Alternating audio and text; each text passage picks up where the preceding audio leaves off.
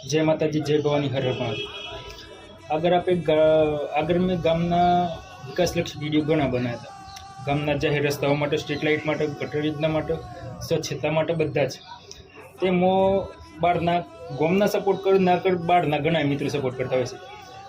તો ઘણા મિત્રોની કોમેન્ટ આવી હતી કે ભાઈ તમારા ગામમાં આટલું બધું ચાલતું હોય તો તમે ગ્રામ પંચાયતમાં આરટીઆઈ માગો। તો આપણે આરટીઆઈની તમામ માહિતી લઈને તારીખ 30/9/2025ના રોજ રજિસ્ટર ઈડી દ્વારા ગ્રામ પંચાયતમાં આરટીઆઈ મોકલાઈ હતી।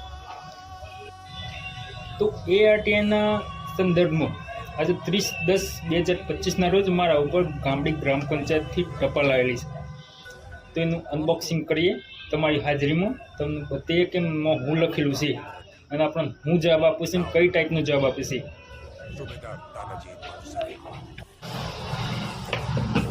જો લોકો ગિફ્ટનું અનબોક્સિંગ કરતા હોય છે, આપણે તમારી હાજરીમાં ટપાલનું અનબોક્સિંગ કરીએ। અંદર હુસની જોઈએ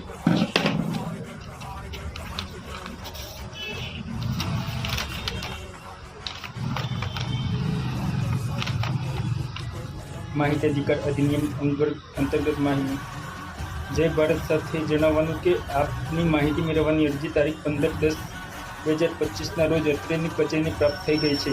આ અરજીના સંદર્ભમાં માંગેલી માહિતી ગ્રામ પંચાયત ગામડી ખાતે ઉપલબ્ધ છે।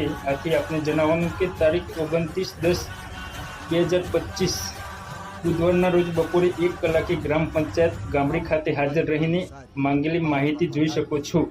જો આપ નિર્ધારિત તારીખ અને સમય હાજર નહીં રહી શકો તો આપની માહિતી મેળવવામાં રસ નથી એવું માનવામાં આવશે અને આપને આ અંગે કોઈ રજૂઆત નથી એવું માનવામાં આવશે। આપનું વિશ્વાસુ ગામડી તલાટી કમ મંત્રી ગામડી।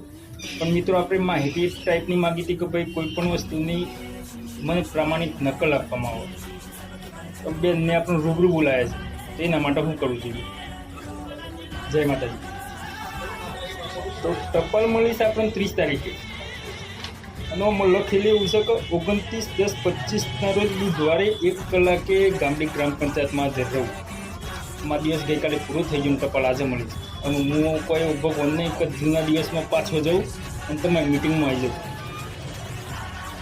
બેનને 17/10/25 ટપાલ કરી છે અને મને મળી આજે કઈ તારીખ છે? 30 તારીખે મળી છે। 30 તારીખની ટપાલમાં 29 તારીખ હાજર રહેવાનું છે। એટલે આ છે સરકારી કામકાજ, વિકાસ। તો આખા દેશમાં, આખા વર્લ્ડમાં કેવું છું, કોઈ નામ તાકાત છે કે ભાઈ 30 તારીખે તો મને 29 તારીખ